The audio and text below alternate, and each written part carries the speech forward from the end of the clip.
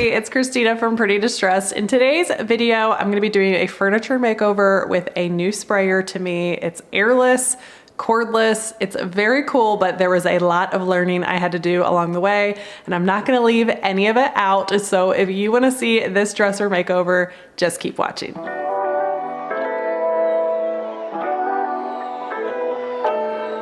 Here she is, my last piece of 2021. This is a huge dresser, so heavy, a really unique style. It's kind of a mission style. I got this for free from a friend that I work out with. So yay, I love free furniture because I can do things that I normally wouldn't do. Today, I am finally pulling out a new sprayer and I'm gonna give it a whirl. Graco sent me this TC Pro cordless sprayer back in July, but I've just been so intimidated by it. This piece is so big and the way that the drawers are really inset, I thought this would be a great piece to try this sprayer out, so I'm braving it today. Like I mentioned, it's cordless, so it comes with 2 DeWalt batteries, which I think is really interesting, and it's airless, so it's very different than the other sprayers that you see me use on my channel. Okay, so I want to replace this hardware, and this would be fine if I spray painted it or something. I just want gold with this dark color that I'm doing, and I want to do this flip as fast as possible. Last flip of the year. So I just got these gold pulls out, and even though they're a little bit higher up and they're not centered on the drawers, I think it's gonna work. I think it's gonna look good. So I'm gonna take all this hardware off, clean with white lightning, and do a little scuff sanding.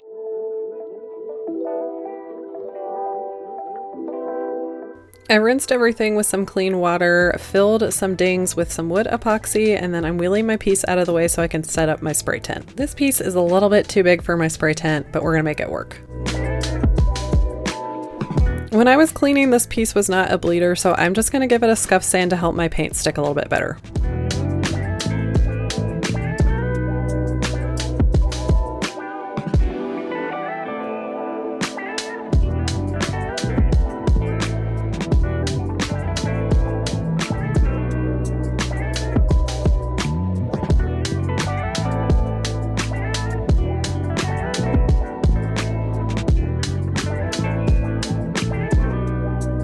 Cold today, so I have the garage door down. She is scuff sanded, and now I'm gonna wipe all that dust back.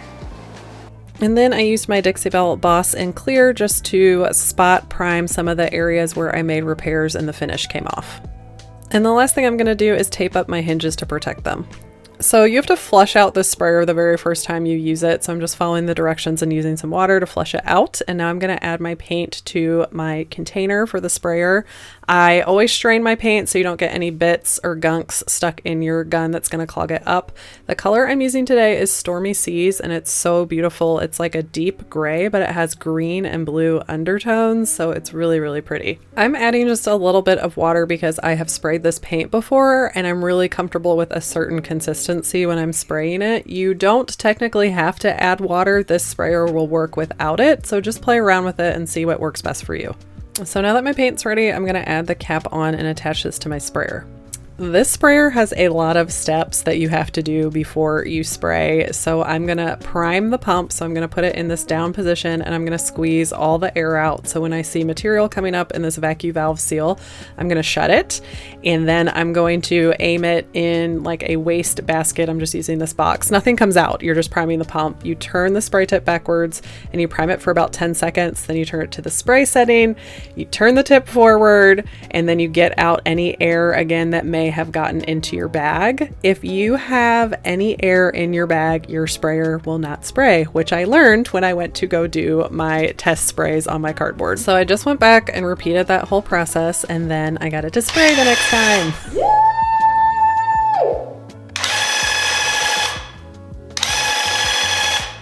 I know what you're thinking, Christina, I'm like completely lost on what you just did. Well, I had the manual sitting right next to me. They also have a really helpful YouTube playlist that I'll link that below that I watched probably a million times before I tackled the sprayer. So there are a lot of things that you have to remember, and I was constantly checking that manual. So that is just something to keep in mind if you're interested in trying this sprayer. You do have to move pretty quickly with this gun. It shoots out a lot of paint, but I do like the finish it creates. It is a lot finer, and I like the fact that it's airless because it's not kicking up dust onto the piece. But it has a weird noise. Why don't you listen to it? So I think it's a little quieter than having a turbine, but you know, it still makes noise, just so you know. So the first pass was not that bad. I have this on the very lowest setting you can have on 1. It goes from 1 to 10, and I had it on 1, and it's still putting out a lot of paint. I definitely had to move faster and pull back a little bit from my piece compared to what I'm used to, but the first coat went on really well. It was fun. Another thing I noticed is that there is a lot more overspray that I'm used to. You use a lot more paint with a sprayer anyways, but this just seems like a lot of wasted paint, so that's kind of hard to swallow. And if you thought the priming and all that was complicated, it's a little complicated to clean it too. You have to clean the primer, then you have to flip it upside down and clean it in spray mode and unspray mode. So you have to turn the tip a bunch of different ways and turn that spray prime button a bunch of different ways. But again, as you can see, I have my phone out here and I'm following the YouTube videos that they have. And you still have to take the nozzle off and clean the tip and get, you know, any little bits of paint that you see off too. I let this dry overnight, and then I pulled out all my drawers and I taped them off a bit because I wanted to pull the drawer out a little bit so that I could get the top and sides that the sprayer didn't get. It honestly really didn't need a second coat, but I wanted to get in these slats more and a couple of spots on the side that when it was flipped on its back that I didn't get. But here's where things go pretty bad and wrong. So I did flip the dresser up the right way so I could get these additional spots. I thought I did everything the same way, but then this happened. Oh, we have serious sagging. Boo, Christina! The sagging kept getting worse and worse, so I took a wet paintbrush and brushed out as much of those drips as I could, and I knew once this dried I would be able to sand it down and try to fix it the best I could. Okay, there's always growing pains when you're working with a new product. This sprayer is definitely different from the one that you've seen me use on my channel before, and I used a lot more paint today, so I think maybe I thinned it out too much, and I think maybe I just overlapped a little bit too much. So, you know, I watched everything, I read everything, but you just have to do it, and sometimes it doesn't go well, but this is what makes you stronger. I wouldn't give up though, you guys. I waited for this to dry. I sanded it down with a really fine sandpaper and then came back in, and this time did one pass only. That is very important. And I pulled back from the piece. I was way too close and definitely sprayed way too much paint. So lesson learned. And then I took a foam brush and just touched up the top and sides of each drawer. Once this dried and my sprayer was all cleaned out, I'm ready to add my gator hide to the sprayer, and I'm just adding a little bit of paint to tint it so that I don't get a haze since this is a darker color.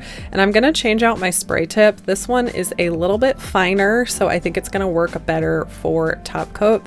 It is nice that you can change out these tips, and as these tips wear you can replace them, so it's going to give you a little bit longer life with your machine, which I would expect because this is an expensive sprayer. You have to go through all the steps of priming just like I did with the paint, so I did all that and then sprayed this on. Because the top coat is so thin, I moved really fast when I was putting this on, and I backed up even further from my piece than they recommend. I just know how thin this stuff is, and I thought that would be the best way for this. And I actually kept the trigger down the whole time because I watched some videos of people using the sprayer, and it seems like that is what they did. So I thought I would try that technique out. So this coat actually turned out great, except for at the top, I did get a little bit of sagging because I did 2 passes, which again was my fault.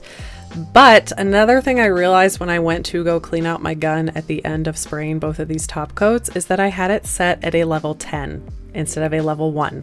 When you clean the gun, you crank it up to level 10, and I just completely forgot to put it back to that setting. So I don't think this would have happened if I would have had it correctly set on 1, but I just let that dry, buffed out those sags as best as I could. Again, they only happened on the top, and then I did a second coat over the whole piece. Hallelujah, I made it through this project. So while I'm cleaning this up with my top coat, let's go over the pros and cons of this sprayer. Let's start with the pros. This sprays really smooth. This is the smoothest finish I've gotten with a sprayer, so I was really impressed by that. It sprays so fast, you can get a job done really quickly. The 1 coat coverage, this puts on enough paint that I don't think you would have to do a second coat. Maybe you could just do touch-ups. And the fact that it's cordless and you don't have to worry about the cord getting in your paint and messing up your finish is really nice too. Now, in my opinion, there are a lot of cons as well. The price is super high. It's definitely a professional tool.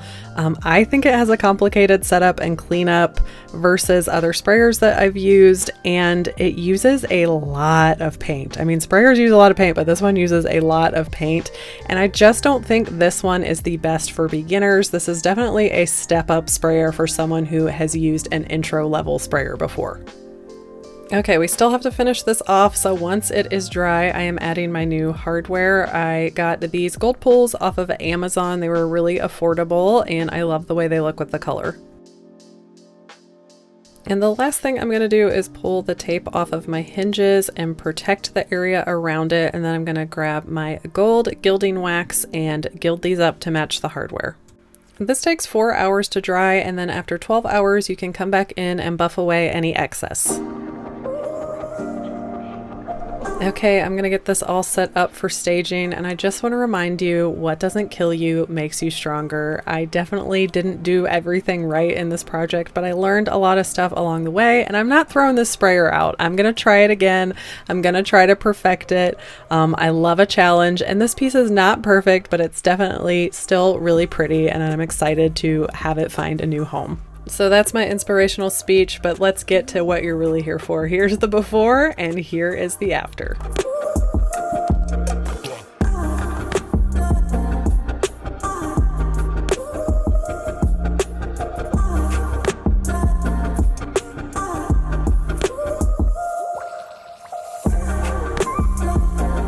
Thanks for being here, you guys, and I will see you next time.